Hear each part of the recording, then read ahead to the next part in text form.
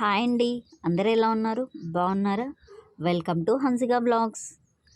మీ అందరికీ కార్తీక పౌర్ణమి శుభాకాంక్షలు. ఈ కార్తీక పౌర్ణమి రోజు నేను ఏ విధంగా ఇంట్లో పూజ చేసుకున్నాను, 365 ఒత్తులు ఎక్కడ వెలిగించాను, ఏ విధంగా పూజ అయితే మొత్తం అంతా కంప్లీట్ చేసుకున్నాను, ఇవన్నీ మీతో షేర్ చేసుకుంటాను. ఈ వీడియో స్కిప్ చేయకుండా ఎండ్ వరకు చూడండి. నచ్చితే ఒక లైక్ చేయండి ఫ్రెండ్స్. మరి వీడియో అయితే స్టార్ట్ చేస్తున్నాను.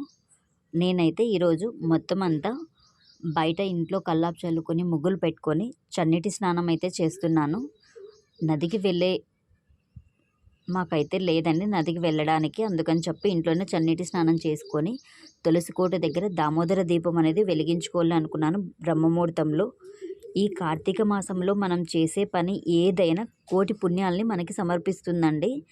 అంతేకాకుండా సకల దేవతలకి చాలా ప్రీతికరమైన మాసము. ఈ మాసంలో మనం ఏ పని చేసినా కూడా మనకి పుణ్యం అండి. ఈ కార్తీక మాసంలో నేనైతే ఈరోజు కార్తీక పౌర్ణమి కదా, ఈ కార్తీక పౌర్ణమిలో నేను దామోదర దీపం అనేది తులసికోట దగ్గర వెలిగించుకోవాలి అనుకున్నాను. రోజు అయితే వెలిగిస్తాను, కాకపోతే ఈరోజు కొంచెం ప్రత్యేకంగా అయితే వెలిగించాలి అనుకున్నాను. అది ఎలా వెలిగిస్తానని కూడా చూసేయండి మీరే.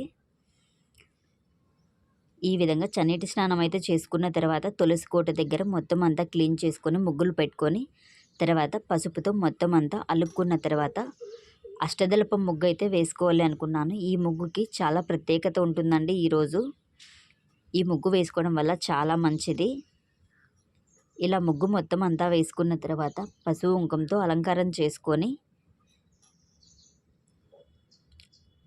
మా ఇంట్లో అయితే తులసి కోట ఉంది, అక్కడే గంగమ్మ చెట్టు కూడా ఉంది. గంగమ్మ చెట్టు అంటే వేప చెట్టుని గంగమ్మ తల్లితో సమానంగా పూజిస్తాం కదా, ఇక్కడే గంగమ్మ తల్లి ఉంది, మాకి తులసి కోట ఉంది, అలాగే గణపతి కూడా ఉన్నాడండి. గణపతి అంటే జిల్లెడు చెట్టు, ఇంతకుముందు వీడియోలో మీకు షేర్ చేశాను కదా.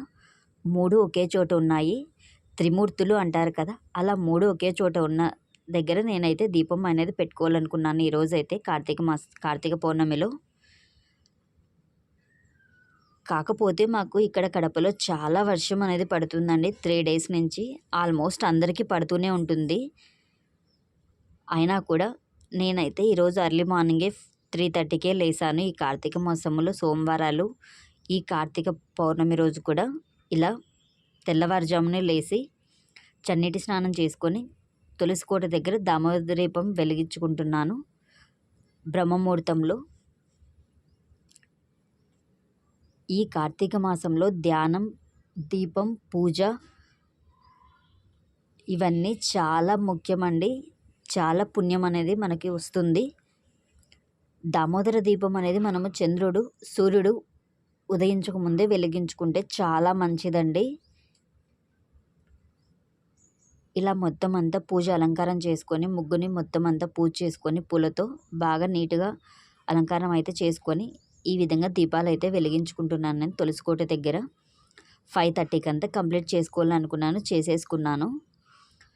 ఈ విధంగా ఫస్ట్ తులసికోట దగ్గర పూజ ఎందుకు చేసుకోవాలనుకున్నానంటే ఈరోజు చేయడం వల్ల మొదటిదైతే ఈరోజు అయితే తులసికోట దగ్గర ఫస్ట్ మనం పూజ చేసుకోవడం చాలా మంచిదండి. అంతేకాకుండా వర్షం కూడా చాలా ఎక్కువగా పడుతుందండి. ఇప్పటికే చిన్న చిన్న తుంపర అనేది స్టార్ట్ అయింది. అందుకని ఫస్ట్ తులసి కోట దగ్గర అయితే నేను పూజ కంప్లీట్ చేసేసుకోవాలి అనుకున్నాను. ఇలా మొత్తం అయితే పూజ అయితే కంప్లీట్ చేసుకున్నాను. ఈ విధంగా దీపం, ధూపం, నైవేద్యం అన్నీ సమర్పించుకున్నాను. నైవేద్యంగా అయితే నేనైతే ఇక్కడ బెల్లం అయితే పెట్టాను.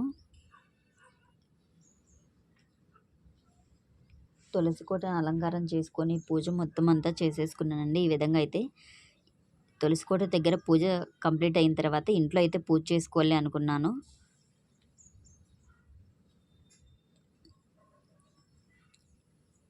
ఈ విధంగా ఇంట్లో అయితే మొత్తం అంతా పూజ గది శుభ్రం చేసుకొని పటాలకి పూలు పెట్టుకొని ఇక్కడ కూడా 5 ఒత్తుల దీపం అనేది వెలిగించుకోవాలి అనుకున్నాను. ఇంట్లో కూడా సేమ్ అష్టదళపం ముగ్గు అయితే వేసుకొని దీపాలు అనేది పెట్టుకోవాలి అనుకున్నానండి. ఈ ప్రమిద అయితే నేను మీషోలో ఆర్డర్ పెట్టుకున్నానండి. ఇలా ముఖ్యమైన రోజులలో ఇలా వెలిగించుకుంటే చాలా బాగుంటుంది, పుణ్యం కూడా అని చెప్పి ఈ విధంగా ప్రమిదలో అయితే నేను పసుపు నీటితో అలంకారం చేసుకొని మధ్యలో గంధం అంతా కలిపిన నీళ్ళు సమర్పించుకొని పూలతో అయితే అలంకారం చేసుకొని మొత్తం అంతా పువ్వొత్తులు అంటారు కదా, ఈ పువ్వొత్తులను అయితే సమర్పించుకుంటున్నానండి ఈ ప్రమిదలో. ఇలా మొత్తం అంతా పూజ గది కంప్లీట్ చేసుకున్న తర్వాత కడపమాని పూజ చేసుకుంటున్నాను. కడపమానికి పూజ చేసుకొని ఈ విధంగా మొత్తం అంతా పూజ అయితే నేను 6:30 లోపు కంప్లీట్ చేసేసుకున్నానండి. 365 ఒత్తులు అయితే నేను వెలిగించలేదండి ఈరోజైతే ఇంట్లో మార్నింగు. ఎందుకంటే వర్షం ఎక్కువగా పడుతుంది, మనము బయటికి వెళ్ళి టెంపుల్కి వెలిగించలేం కాబట్టి నేను ఈవినింగ్ శివాలయంలో అయితే వెలిగించాలి అనుకున్నాను. అంతేకాకుండా మనము ఈ కార్తీక మాసంలో 365 ఒత్తులు వెలిగించాలి అనుకుంటే సూర్యుడు అస్తమించక ముందే వెలిగించాలి, చంద్రుడు ఉన్నప్పుడు, నక్షత్రాలు ఉన్నప్పుడే. అది నాకు ఈరోజు వీలు పడదు కాబట్టి వర్షం పడుతుందని చెప్పి నేను 365 ఒత్తులు వెలిగించలేదండి. ఇంట్లో అయితే గుళ్ళో అయితే వెలిగించాలి అనుకున్నాను. అంతేకాకుండా మనము సూర్యుడు వచ్చిన తర్వాత పౌర్ణమి రోజు ఈ దీపం అనేది 365 ఒత్తులు వెలిగిస్తే చాలా మంచిదండి. చంద్రుడి అనుగ్రహం కూడా మనకు కలుగుతుంది. అందుకే గుళ్ళో వెలిగిస్తేనే చాలా మంచిదండి 365 ఒత్తులు. ఈ విధంగా మొత్తం అయితే పూజ అయితే కంప్లీట్ చేసుకున్నాను. ఇంట్లో అయితే వడపప్పు అయితే సమర్పించుకున్నాను శివయ్యకి. అంతా పూజ కంప్లీట్ చేసుకొని నేనైతే టెంకాయ కొట్టేసుకొని దీపం, ధూపం, నైవేద్యం అంతా సమర్పించుకున్నాను ఇంట్లో. మేమైతే ఈరోజు పొలతల కోనకైతే వెళ్ళామండి. అక్కడ చాలా వైభవంగా దర్శనం అయితే జరిగింది మాకు. వచ్చేటప్పుడు మాత్రం చాలా కష్టాలు ఫేస్ చేశామండి. ఆ వీడియో కూడా మీకు పోస్ట్ చేస్తాను. 365 ఒత్తులు ఎలా వెలిగించుకున్నాను గుళ్ళో అనేది కూడా మీకు ఆ వీడియో కూడా షేర్ చేస్తాను. ఈ విధంగా మొత్తం అయితే పూజ అయితే కంప్లీట్ చేసేసుకున్నానని నాకు చాలా హ్యాపీగా అనిపించింది. మీకు ఈ వీడియో ఎలా అనిపించిందండి కామెంట్ చేయండి. ఈ వీడియో కానీ మీకు నచ్చినట్లయితే లైక్ చేయండి, షేర్ చేయండి, సబ్స్క్రైబ్ చేయడం మర్చిపోకండి friends.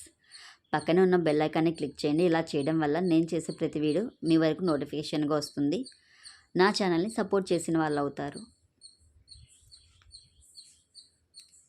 Thank you watching for my channel.